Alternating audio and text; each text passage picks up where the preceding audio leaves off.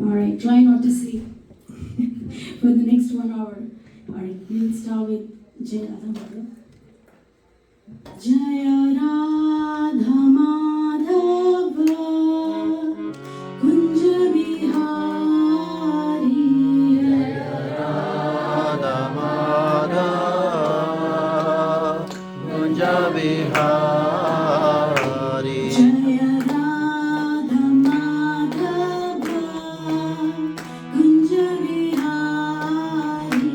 Jaya Radha Madhava Kunja Bihari. Gopi Jana Vallabha Girivaradhari. Gopi Jana Vallabha Girivaradhari. Jaya Gopi Jana Vallabha Girivaradhari. Gopi Jana Vallabha Girivaradhari. Yashodanandana Rajanirandana. Yashodanandana Rajanarandana. Yashodanandana Rajanirandana. Yashodanandana Rajanarandana. Yamuna Tira Vanachari. Yamuna Tira Vanachari. Jaya Radha Madhava Kunja Bihari. Jaya Radha Madhava Kunja Bihari.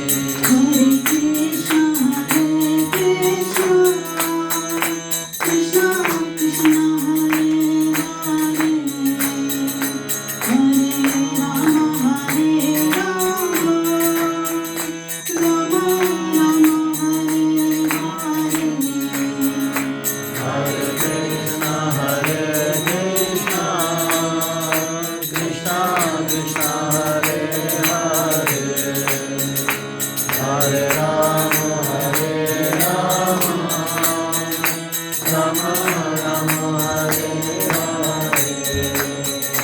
Hare Krishna, Hare Krishna, Krishna Krishna, Hare Hare, Hare Rama, Hare Rama, Rama Rama, Hare Hare. Hare Krishna, Krishna Krishna, Hare Hare, Hare Rama, Rama Rama, Hare Hare. Hare Krishna, Hare Krishna, Krishna Krishna, Hare Hare, Hare Rama, Rama Rama, Hare Hare.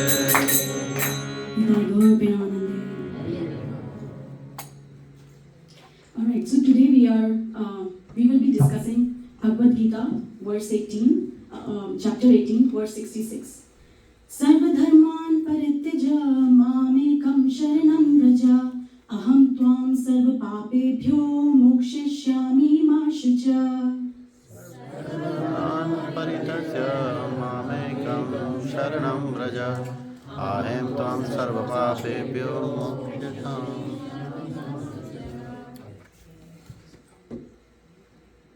सर्वधर्मान् परित्यज्य मामेकं शरणं व्रज अहं त्वां सर्वपापेभ्यो मोक्षयिष्यामि मा शुचा.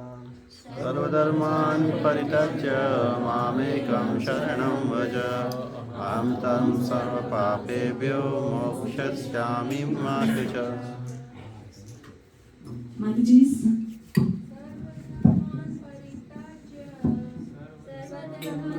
परित्यज्य मामेकं शरणं व्रज अहं तं सर्वपापेभ्यो मोक्षयिष्यामि मा शुचः. Alright, translation. Abandon all varieties of religion and just surrender unto me. I shall deliver you from all sinful reactions. Do not fear. Purport by His Divine Grace A.C. Bhakti Vedanta Swami Srila Prabhupada. Srila Prabhupada ki Jai. The Lord has described various kinds of knowledge and processes of religion. Knowledge of the Supreme Brahman, knowledge of the Super Soul, knowledge of the different types of orders and statuses of social life, knowledge of the renounced order of life, knowledge of non-attachment, sense and mind control, meditation, etc. He has described in so many ways different types of religion. Now, in summarizing Bhagavad Gita, the Lord says that Arjuna should give up all the processes that have been explained to him. He should simply surrender to Krishna. That surrender will save him from all kinds of sinful reactions, for the Lord personally promises to protect him. In the 7th chapter, it was said that only one who has become free from all sinful reactions can take to the worship of Lord Krishna. Thus, one may think that unless he is free from all sinful reactions, he cannot take to the surrendering process. To such doubts, it is here said that even if one is not free from all sinful reactions, simply by the process of surrendering to Sri Krishna, he is automatically freed. There is no need of strenuous effort to free oneself from sinful reactions. One should unhesitantly accept Krishna as the supreme savior of all living entities. With faith and love, one should surrender unto him. The process of surrender to Krishna is described in the Hari Bhakti Vilas. Anukulyasa sankalpa pratikulyasa varjanam rakshishyati iti vishvaso goptritva varanam tatha atmanikshepa karpanye shada vidha sharanagatihi. According to the devotional process, one should simply accept such religious principles that will lead ultimately to the devotional service of the Lord. One may perform a particular occupational duty according to his position in the social order, but if by executing his duty one does not come to the point of Krishna consciousness, all his activities are in vain. Anything that does not lead to the perfectional stage of Krishna consciousness should be avoided. One should be confident that in all circumstances, Krishna will protect him from all difficulties. There is no need of thinking how one should keep the body and soul together. Krishna will see to that. One should always think himself helpless and should consider Krishna the only basis for his progress in life. As soon as one seriously engages himself in devotional service to the Lord in full Krishna consciousness, at once he becomes freed from all contamination of material nature. There are different processes of religion and purificatory processes by cultivation of knowledge, meditation in the mystic yoga system, etc. But one who surrenders unto Krishna does not have to execute so many methods. That simple surrender unto Krishna will save him from the unnecessarily wasting time. One can thus make all progress at once and be freed from all sinful reactions. One should be attracted by the beautiful vision of Krishna. His name is Krishna because he is all attractive. One who becomes attracted by the beautiful, all-powerful, omnipotent vision of Krishna is fortunate. There are different kinds of transcendentalists. Some of them are attached to the impersonal Brahman vision. Some of them are attracted by the super soul feature. But one who is attracted to the personal feature of the Supreme Personality of Godhead, and above all, one who is attracted by the Supreme Personality of Godhead as Krishna himself, is the most perfect transcendentalist. In other words, devotional service to Krishna in full consciousness is the most confidential part of knowledge, and this is the essence of the whole Bhagavad Gita.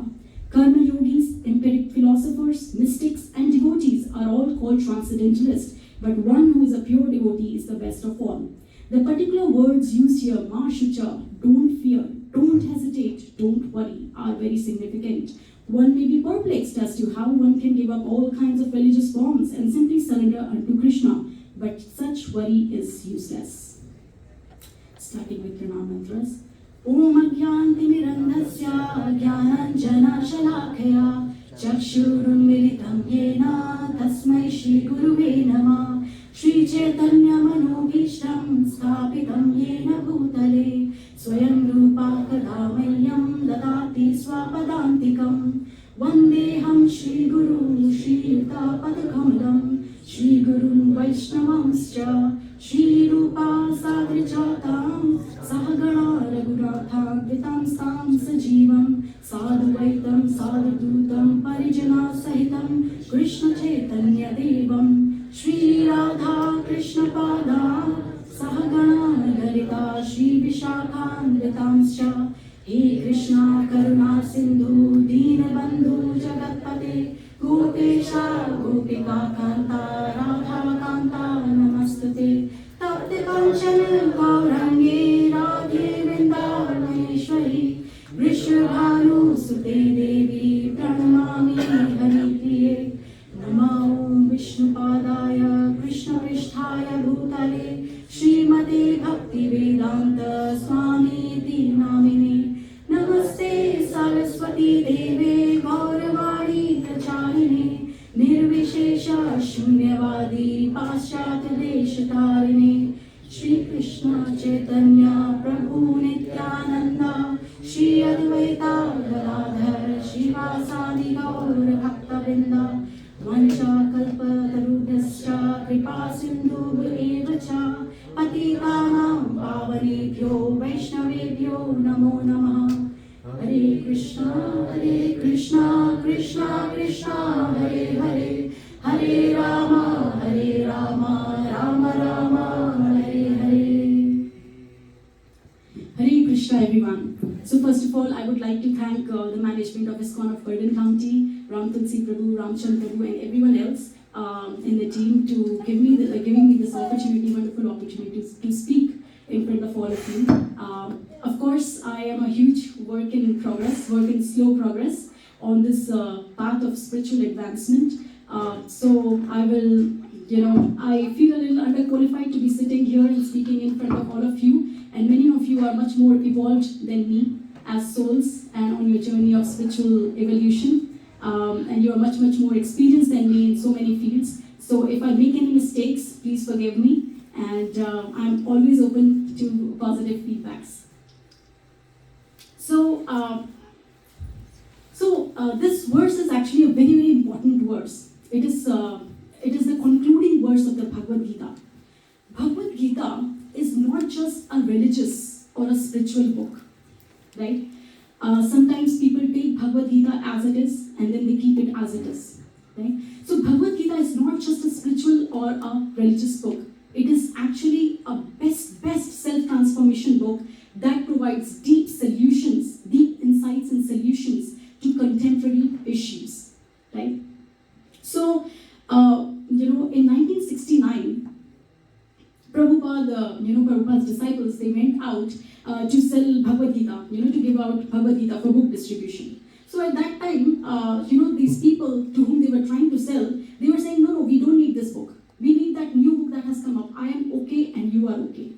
So, these disciples, they thought what to do. These guys are not taking this book. So they went back to Prabhupada and they said, Prabhupada, these guys are not taking this Bhagavad Gita. They are saying, we want that book, I am okay, you are okay. Prabhupada said, go back to them and tell them, I am okay, you are not okay. This is that book.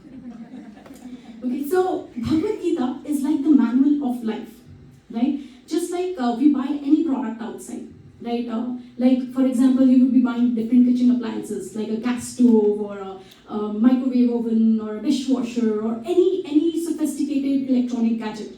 Every product comes with a manual, right? And what is in that manual? There are assembly instructions, how to use, what is the purpose, what are the different features available for this product, right? Similarly, this human body is also a very sophisticated gadget, okay, which is architected, designed, Your task and built, is TM. not by Big Bang, but by a big brain, by a supreme scientist, by an engineer named God, right? So, and along with the product, he has provided this product manual, which provides you the details on what is the purpose of this product, how to use this product, right? So this Bhagavad Gita is actually the manual of life.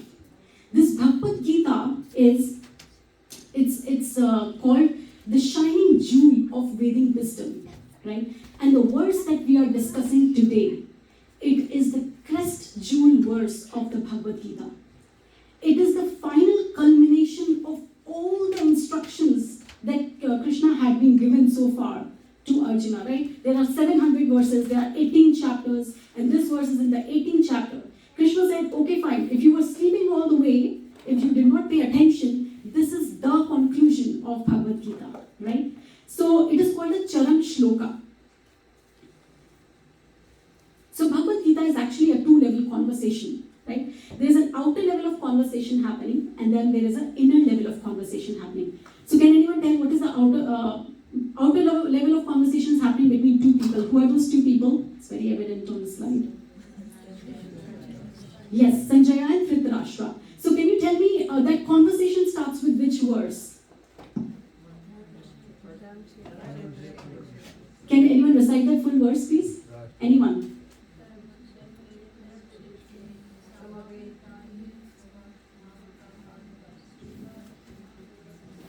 Wonderful. And where does that conversation end? Which verse ends that conversation? Yes, can you recite that one? Anyone? Last verse. What is that verse with which this conversation ends?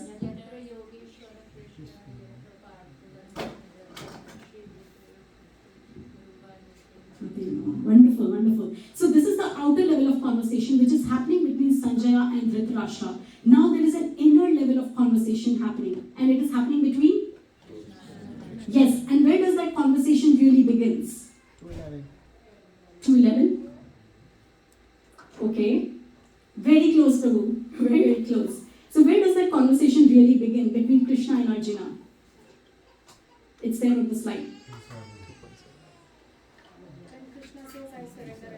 Yes, what is that verse? It's 2:27.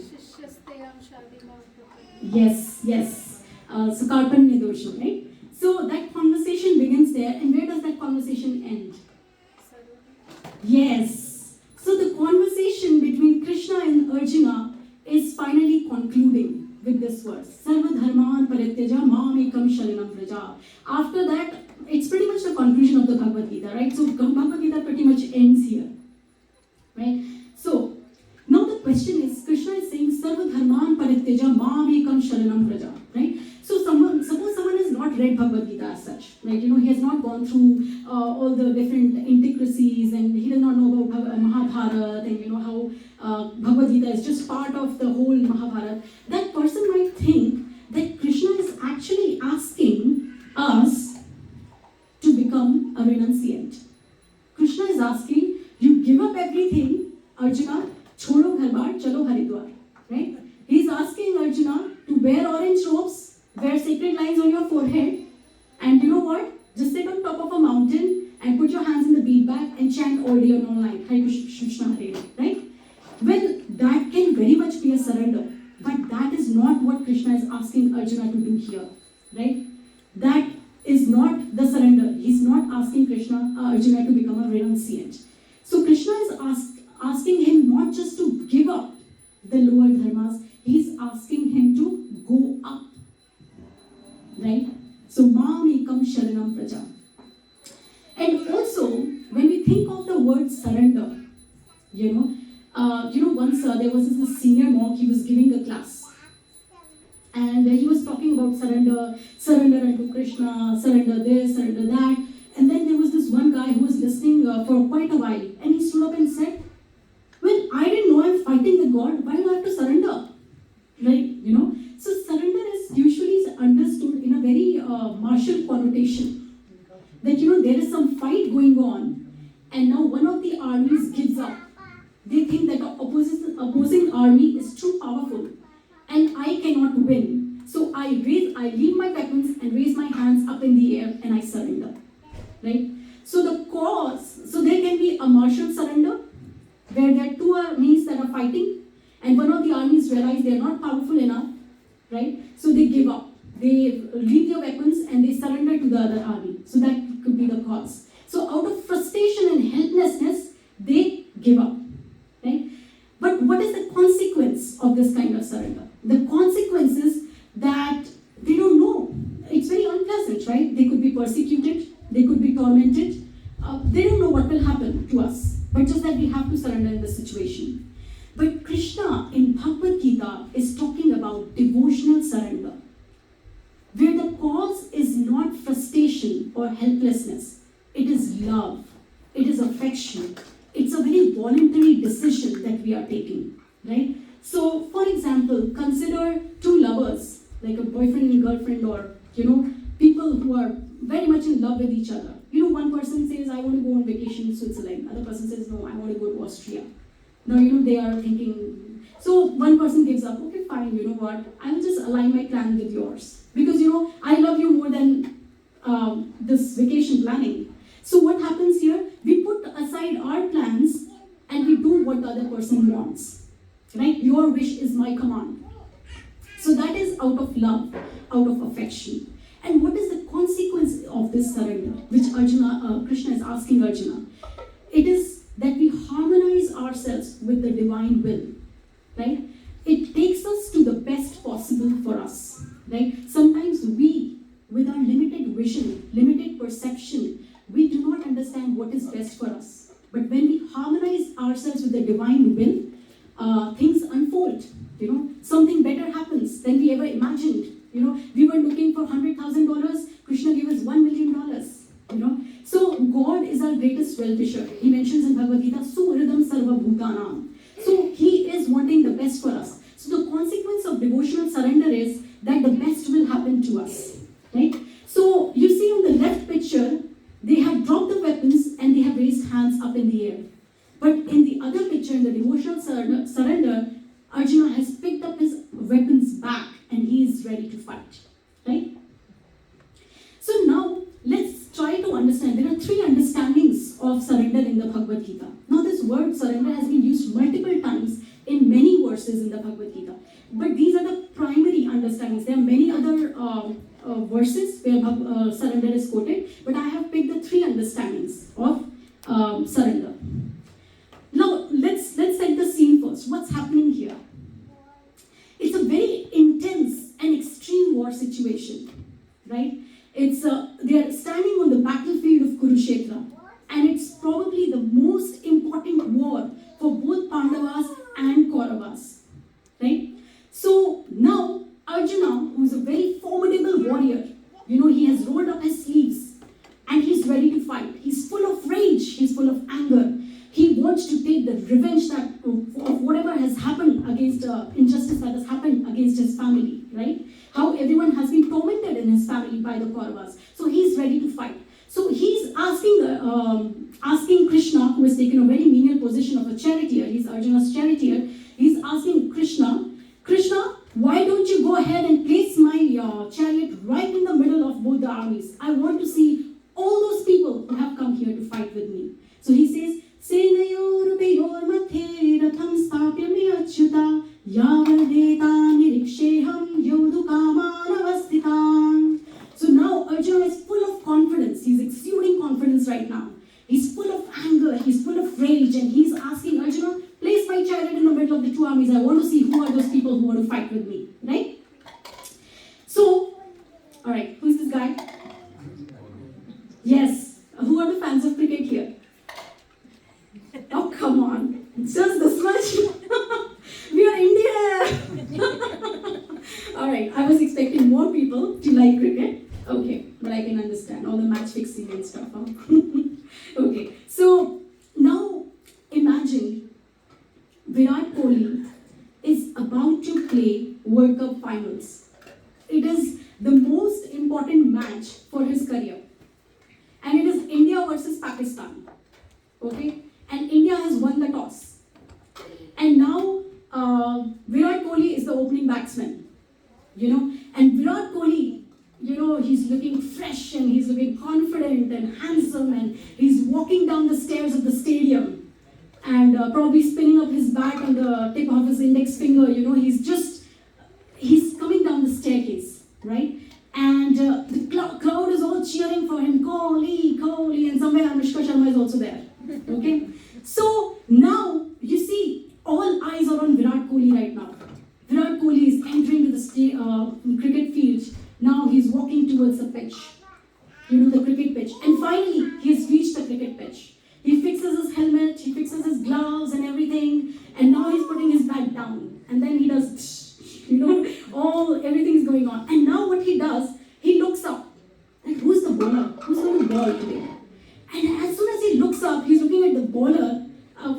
is busy cleaning the ball for the spin and everything, on his pants. So now, as soon as he looks up at the baller and he sees his own brother has joined Pakistan's cricket team. So what happens to Virat Kohli now? The bat starts slipping from his hands, and he goes through a nervous breakdown. I mean, okay, all the fans of Virat Kohli, please, there's a very hypothetical situation, don't kill me after this, okay? But what's happening to Virat Kohli at this time? He will be in utter shock.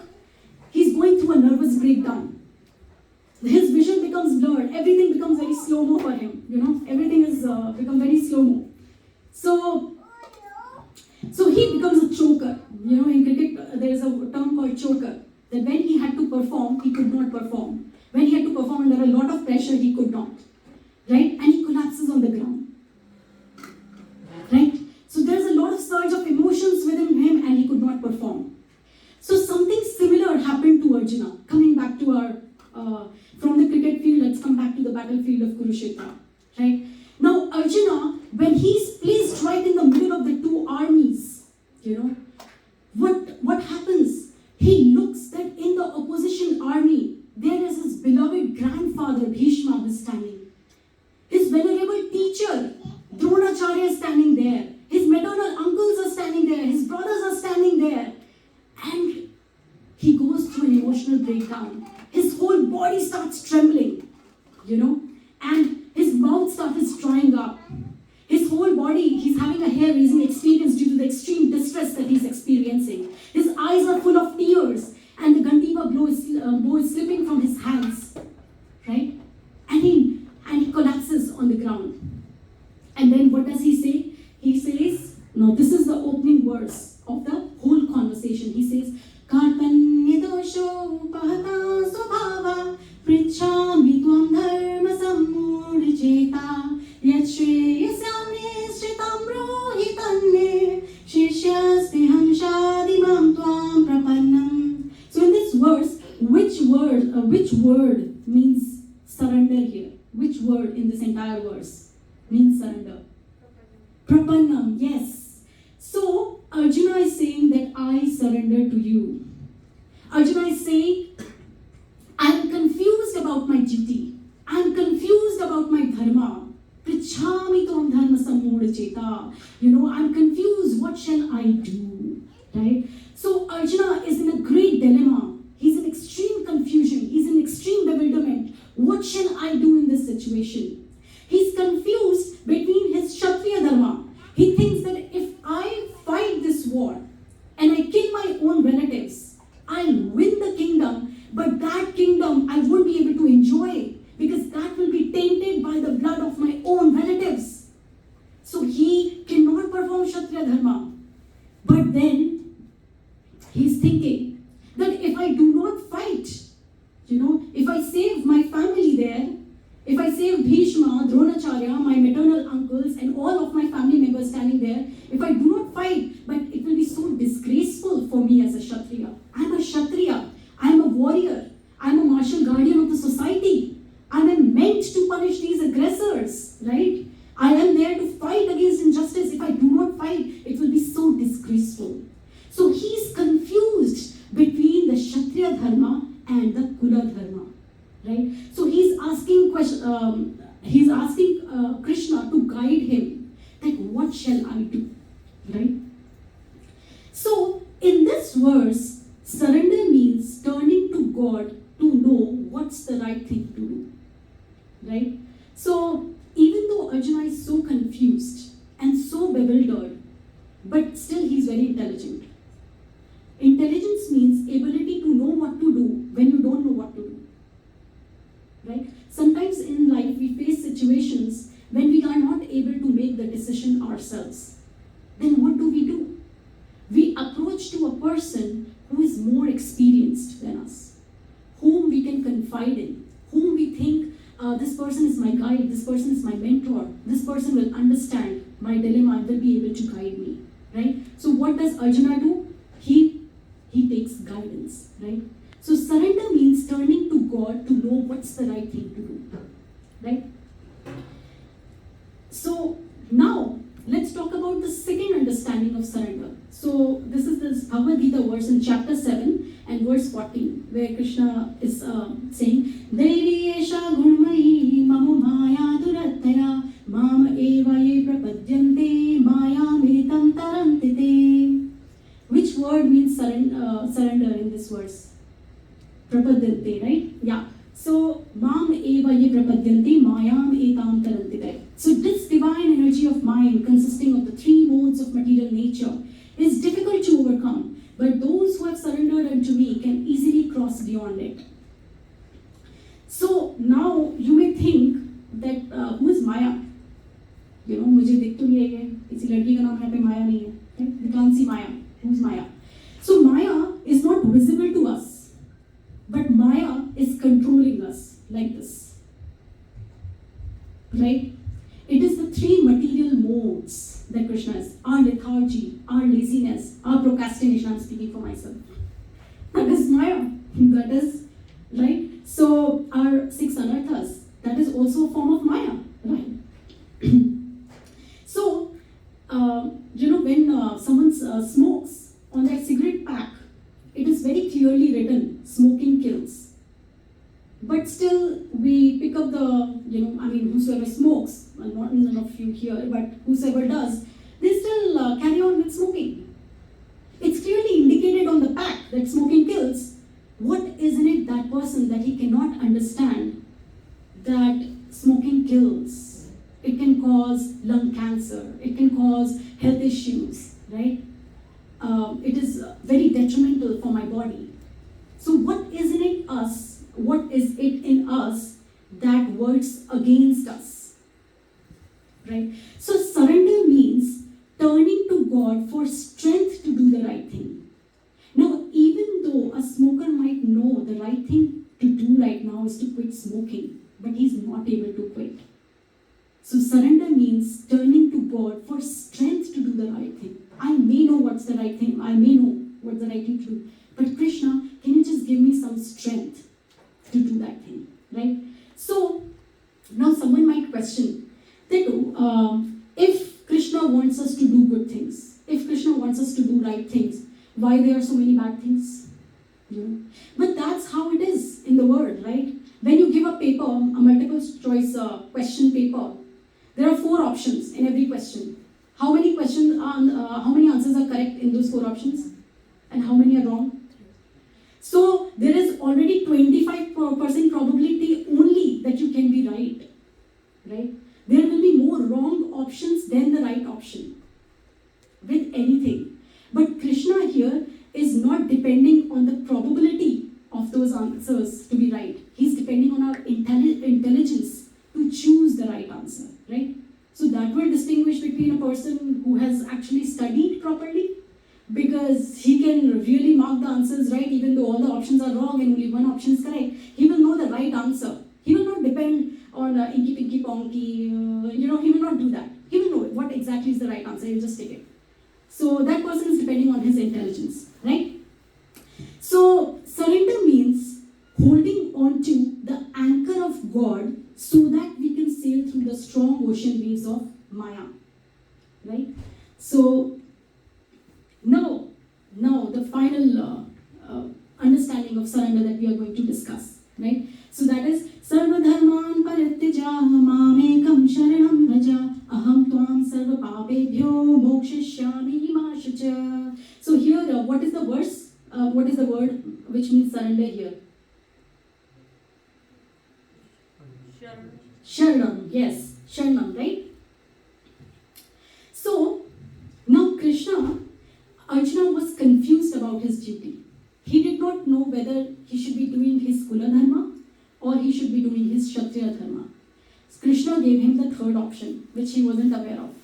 He said, you perform Krishna Dharma, which means you just listen to me and do as I say. Right? He's saying, Sarva Dharman Parityaja. Whatever you are confused about, whatever dharmas that you have, you just forget about them. You just align with my will. And then you will be doing the right thing automatically. Right? Suppose you have a CEO of a company, and then you have directors and VPs and senior directors in between. Now suppose you get a direct email from the CEO and CEO says, can you do this? What will you do? You will leave everything aside and you will do what the CEO is saying. Why? Because you know he's the most powerful. He knows the best for the company. So, director might have given you some work, VP might have given you some work, someone might have, but whatever CEO says, that becomes the most urgent and the most important thing to do, right? So Krishna is asking him, forget about everything, forget all the dharmas that you've talked about, just do Krishna dharma, right? So Arjuna was going through an identity crisis. Why? Because he thought that I am a formidable warrior, I am a Kshatriya, I am a martial guardian of the society, so I should be doing Kshatriya dharma. On the other hand, I am someone's grandson, I am someone's son, I am someone's brother, I am someone's nephew. So therefore, I should be doing Kula dharma, I should be taking care of my dynasty. But Krishna shows him another option. He speaks the entire Bhagavad Gita to awaken Arjuna to his fundamental identity. So he's taking Arjuna from the understanding of functional identity to fundamental identity. That functional identity is at the level of the body. We might be playing multiple roles. At home, I'm a mother, I'm a spouse. At work, I'm a working professional. There no one cares whether I'm a mother or I'm a spouse or I'm whatever. There, everyone treats me like a working professional. When I'm here on Sundays, I'm a Sunday school teacher. No one cares whether I'm a mother or a spouse or this or that. I'm a Sunday school teacher. So I'm playing different roles at the level of the body. And these roles are very temporary. They will come with this life and they will go away with this life. Right? They are very temporary, they are very short-lived. And some of these roles may even not exist during the entire span of my life. Right? Because someone might be the CEO, someone might be serving as a CEO of a company, but that person cannot be the CEO forever. He might be CEO just for 8 years or 10 years or 12 years of their life. And then you have to step down, then someone else will come in. So they are no longer the CEO. So these roles that we are playing at the level of the body, they are very temporary. Right? Krishna is awakening Arjuna to his fundamental identity, which is an eternal identity that will stay with us. He's saying that you are not the bodies, you are spirit soul, right? You are part and parcel of Krishna, right? And as a soul, you are meant to serve the whole, right? So Krishna is telling Arjuna that play your role, but don't forget your goal, right? So Krishna spoke entire Bhagavad Gita to help Arjuna resolve his identity crisis. So, in this case, surrender means to do God's will, right? So, like we discussed initially, right, people might be thinking that Krishna is asking him to abandon all religion. So, Gita is not rejecting dharma, but raising dharma to its ultimate summit. So, don't just give up, go up. Okay, and the focus of Bhagavad Gita and this verse is not on freedom from dharma, like sarva dharman parityaja, but on essence of dharma. Why we are doing what we are doing, right? To love Krishna. Now, in this purport, Srila Prabhupada, he's explaining. Now, this was the understanding on what is surrender, but then how to surrender, right? So it is given in Hari Bhakti Vilas very clearly. अनुकूल्यस्य संकल्पः प्रतिकूल्यस्य वर्जनं रक्षिष्यति इति विश्वासो गोप्तृत्वे वर्णां तथा आत्मनिक्षेप कार्पण्ये शतविधा शरणागतिः. So अनुकूल्यस्य संकल्पः प्रतिकूल्यस्य वर्जनं. So these top two lines, they are actions for surrender, right? What does अनुकूल्यस्य संकल्पः mean? To accept what is favorable for surrender. And pratikulyasya varjanam means to reject whatever is unfavorable for devotion. So now let's understand with a metaphor here. Okay, suppose I am going through a very serious health issue. It is very, very serious health issue. It's a do or die situation. So what will I do at that time? First of all, I will find the right doctor who can help me cure my ailment. And the second thing is that I will fully surrender on to that doctor. Doctor, you tell me what I have to do and I will follow it till the T, right? That is what I will do. So doctor, what he will do? He will write prescriptions. You take this medicine, these times in the day. And the second thing he's saying is that you have to really watch your diet. No, these are the kinds of food you can eat. You can eat all veggies, fresh vegetables, salads, this, that, but you cannot eat vada pav. You cannot eat pizza. You cannot eat pasta. You cannot eat these kinds of food. You cannot eat samosa.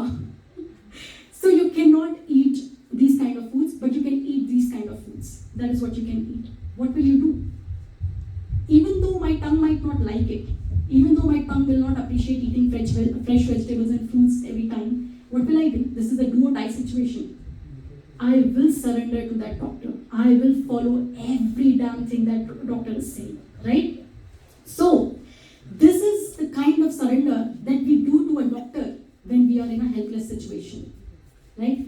So, now how will I recover? So, my recovery will be directly proportional to our surrender to the doctor's prescriptions and advice. If I do not follow what he does, I am doomed. Now only Bhagwan bharose chal raha gaadi. Lekin if I follow everything with what he says, my recovery will be faster. Maybe I'll be back on track.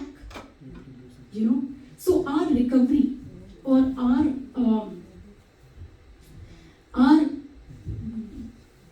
progress on the spiritual path is directly proportional to the level of our surrender. Right? How much can we align with what Krishna is saying? Right? So now the last 4 sentences in that Hari Bhakti Vilas verse is, first 2 sentences were on the actions, what you need to do. There is already prescription given, there are already advices given by Krishna, you just have to follow them. So you need to do the action part. The last 4 sentences are the disposition, right? So the first disposition is the faith that God will surely protect me. So rakshishyati iti vishwaso, like wo vishwas rakhna that God will protect me. Now we don't have to take this sentence in black and white. Now भगवान ने बोला है, हम ISKCON में हैं, भगवान के भक्त हैं, तो अब हम क्या करेंगे? हम हाईवे पर ड्राइव करेंगे, स्पीड लिमिट है 65 माइल्स पर आवर, हम 100 माइल्स पर ड्राइव करेंगे. क्यों? क्योंकि कृष्ण ने बोला है, they will protect us. He will protect us because we are his bhaktas. So you're chanting 64 rounds. No. When you drive beyond the speed limit, Krishna leaves the car. Okay? So Krishna is no longer in your car. Okay? So Krishna is not asking you to surrender your intelligence. Krishna is asking you to surrender with your intelligence. Okay? So, similarly, when COVID vaccines came out, right?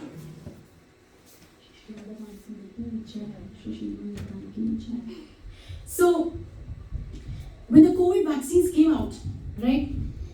Now people might say, I will not take the vaccine. Krishna will protect me.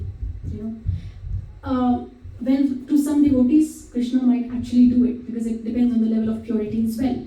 But the most practical thing to do here is, there is vaccine available. Just take it. It is helping you. Maybe Krishna is only giving intelligence to those people who develop the vaccine for you guys. So just take the vaccine.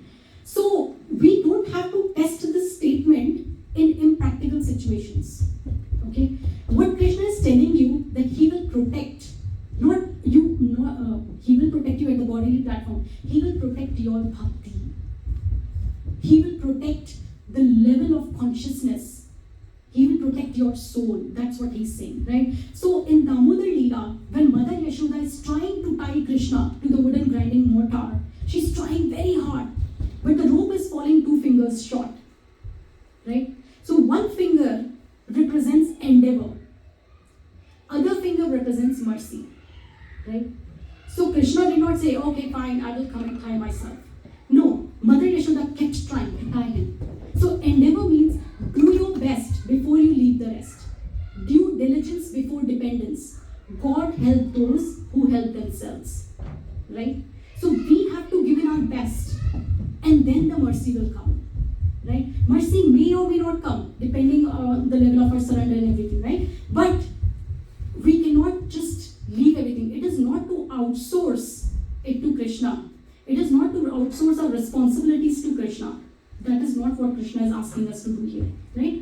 So we have to take this, not taking the text out of context here, right? So Krishna is saying that depending on the level of your surrender, I will protect you. When there are situations, right, like Prahlad Maharaj, he's just a 5-year-old boy. He was very, very fragile boy, just 5-year-old. How much you can protect yourself when you're 5 5-year-old.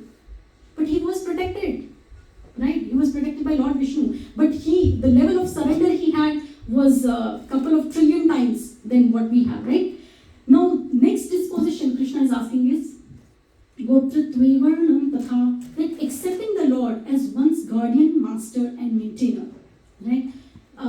So, just accepting that there is a higher power than us who's deriving this entire universe, right?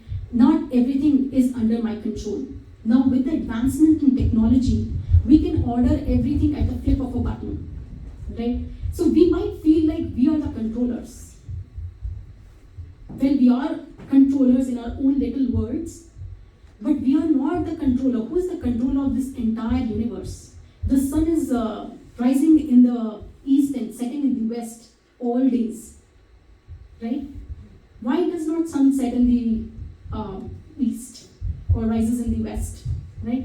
So forget about the other things, right? Forget about the sun and moon and stars. Let's talk about our own bodies. How much control do we have on our own bodies, right? So the moment we eat a samosa, after the samosa has touched the tongue and we swallow, we don't know where the samosa has gone, right? Whether it's in our esophagus or it's in our stomach, small intestine, large intestine, we don't know where the samosa is. But that entire process of digestive system is on, right? The stomach is releasing the acids and everything, the juices required to digest it. Now the food is being pushed to small intestine. Who is tracking? When you eat your food, who is tracking? None of us. What we are doing is we are just eating and busy chatting here and there. That's what we will do after this class, right? So no one cares how this whole digestive system is working on its own, so automatically. It's not automatic, it's systematic. Everything is so systematic, right, in our bodies. When I was expecting Anagha, so I was taking the prenatal classes. So those nurses, they said something, and they are not bhaktas, or they are not ISKCON, or they were not atheist or anything like that. They said, what happens inside a mother's womb, no one can control, right? That not even the great scientists, they can reach the moon, but they cannot control what happens inside a mother's womb. How a single cell grows into a whole baby, So that's amazing. Who has developed this process? It came out of a big bang. You need more faith to believe that it came out of a big bang than to believe that it has come out of a big brain. Right? So the next point that Krishna is making is that Atman Shilpa. Yeah. So to see everything we possess as belonging to God. So basically, fully offering ourselves to God. Right? So for example, if someone sings very nicely, but Radhanath Maharaj once said that voice can be taken away from you at any time. Who knows? I might be sitting here today, tomorrow something can happen. Who knows? No one knows about the future. There's so much of uncertainty. And why don't I know? Because I have limited intellect, because I have limited access to that information. But that does not mean that information does not exist. That information exists. It's just that I don't have access to it.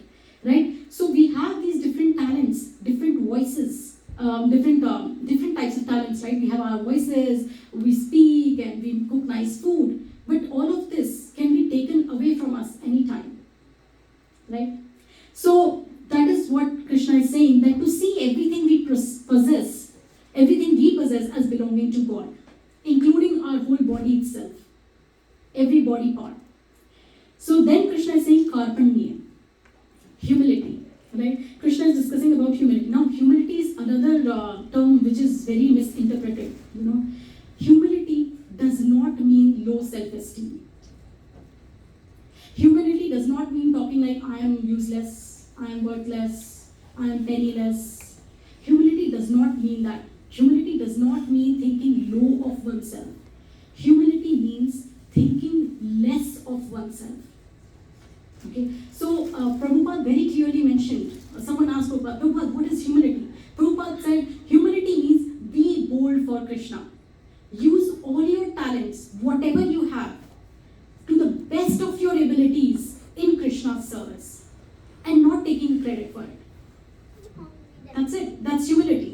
But that does not mean you're artificially trying to hide. मैं आज गा रही हूँ तो मैं 2-3 सुर इधर उधर कर दूंगी ताकि इतना अच्छा वॉइस ना निकले क्योंकि मुझे humble रहना है. No, that's not humility. If you know how to sing well, just sing well. You know, if you know how to cook, just cook the best food possible. But we are doing it for Krishna. Just keeping that at the center of your mind. So now there are different levels of surrender, right? We have been talking about surrender. So now this is the last slide. I know some people are already sleeping. Who's sleeping? No one raise hand. Who's not sleeping? Oh my God, look at that. All right, so we are somewhere in between, huh? Drowsy. Okay, so the levels of surrender, right? So now Krishna is saying, Sarva dharman parityaja mam ekam sharanam vraja. So there are different levels of surrender. We all, there are 8.4 million species, and out of those, there are 400,000 types of human species. We all humans look same from outside. We have the same eyes, same nose, same lips, this, that, walk same, hands, legs. We eat the same way. Everything is same. But what is different is in the level of our consciousness, right? So some people will be very, very ahead of us in our spiritual lives. Some people might be very, very behind us. So we all are at a different level. So Krishna is saying that there are different levels of surrender also. You might be surrendering out of fear. अरे मैं आज मंदिर नहीं गई तो कुछ गलत ना हो जाए तो आज मंदिर चले जाना चाहिए. Sometimes we have those superstitions. एक बार कुछ हो गया तो उसके बाद we will try to align to those superstitions. ये ऐसा ना हो जाए. Out of fear we go to. So Krishna is saying, if you are coming, all of us, we are surrendered, to some degrees. Why? Because we are sitting here means that we acknowledge the presence of Krishna. Right? We are not atheists. We are not saying that Krishna does not exist. We know that Krishna exists, but we are approaching Krishna for different reasons. And those reasons determine our level of surrender. Right? So, fear and desire.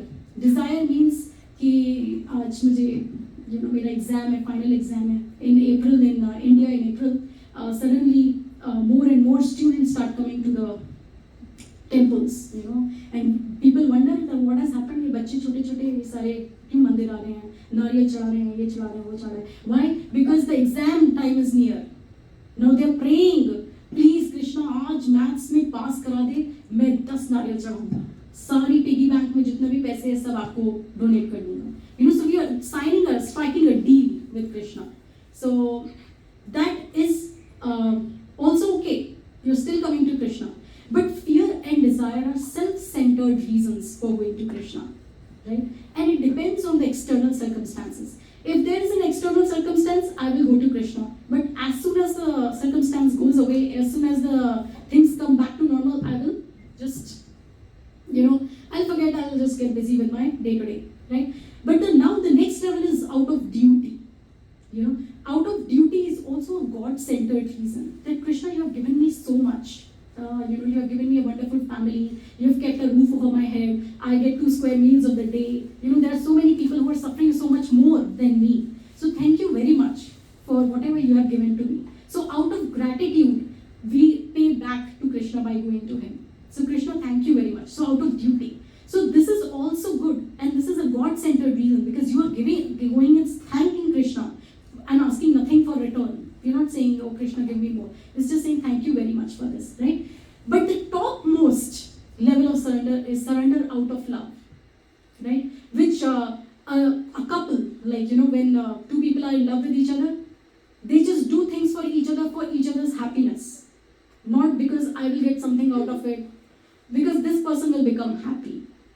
So that selfless surrender is the topmost level, which the gopis had, which Prabhupada had, right? That is love, right? That is also a God-centered level of surrender. So we all are in some stages. Some of us might be at circumstantial level, some of us might be at intentional level, some of us might be at transcendental level.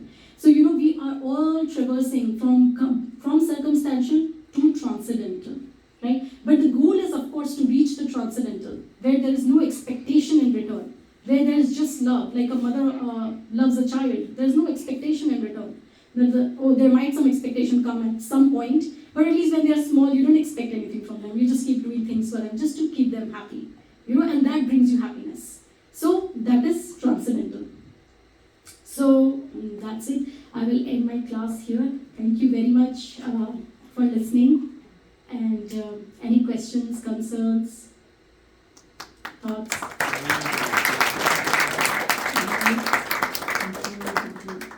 Thought is that when you surrender to your wife, you have a good vacation in Switzerland. It's cool. Oh, Just surrender to wife. That's cool. good, Prabhuji, you got it. This is what I meant.